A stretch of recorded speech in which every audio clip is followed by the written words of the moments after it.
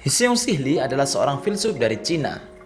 Hsiung lahir pada 1885 dan meninggal pada tahun 1968. Ia merefleksikan usaha Cina untuk menemukan dasar modernisasi dalam pemikiran tradisional. Hyung memulai studinya dengan menaruh minat kuat pada ilmu dan politik barat. Namun ia mengalihkan perhatiannya untuk belajar tentang pemikiran tradisional. Hal itu ia dasari atas keyakinan bahwa Cina modern harus didasarkan atas kebudayaan tradisional untuk bertahan. Ia berkeyakinan akan kesatuan manusia dan alam.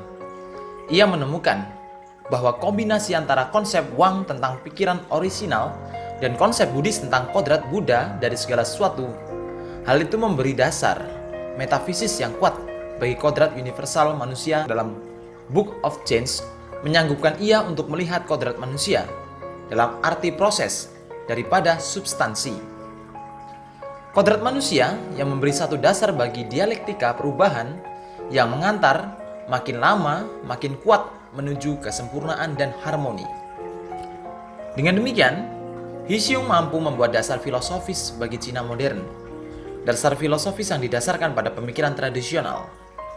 Ia membuat satu alternatif untuk membendung pemikiran Marxis-Leninis yang ditekankan Mao Zedong.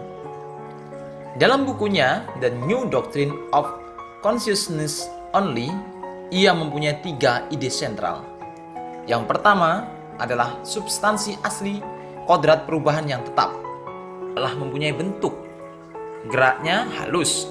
Gerakan tersebut bergerak secara terus-menerus tanpa henti. Hal itu bukan sebagai bentuk fisik, melainkan dinamika batiniah yang membuat mereka dapat berubah-ubah. Ia mengatakan, kita harus menyadari bahwa substansi asli tidak memiliki bentuk fisik, juga tidak memiliki karakter, tidak dihalang-halangi secara fisik oleh sesuatu, bersifat mutlak, menyeluruh, murni, kuat, dan kokoh. Yang kedua, dinamika perubahan yang dilengkapi dengan proses buka dan proses tutup, realitas primordial. Proses buka adalah tendensi realitas pertahanan dan perlindungan dirinya. Hal itu dapat dilihat dari tindakan manusia berusaha untuk menjadi tuan atas dirinya. Manusia menjadi terbebas dari kekuasaan di luar dirinya. Sedangkan proses tutup maksudnya adalah realitas terarah kesatuan dan perwujudan yang ada ditemui dalam benda-benda khusus. Dalam bentuk tutup mempunyai kecenderungan berubah-ubah, berubah dalam bentuk fisik dan bahan mentah konkret. Ketiga adalah realitas primordial dan perwujudannya. Pada tahun 1961, Hsiung menerbitkan karya Neo-Confucianisme dengan judul An Inquiry into Confucianism dan juga Development of the Philosophy of Change. Dalam karya terbarunya, ia menegaskan tentang kesatuan sesuatu yang asli yang adalah realitas tertinggi. Fungsi menurutnya adalah aktivitas keseluruhan realitas tertinggi.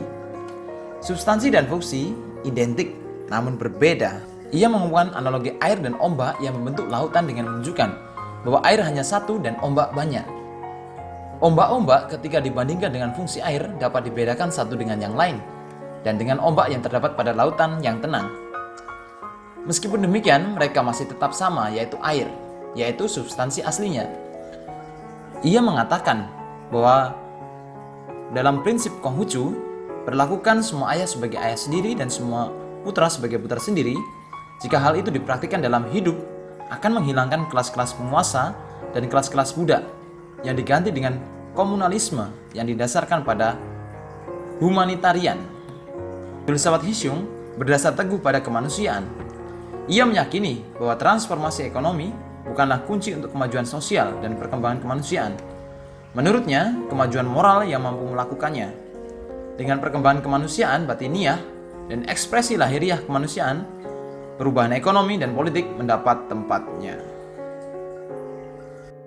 Demikian pembahasan saya tentang Hsiung Sihli. Sampai jumpa.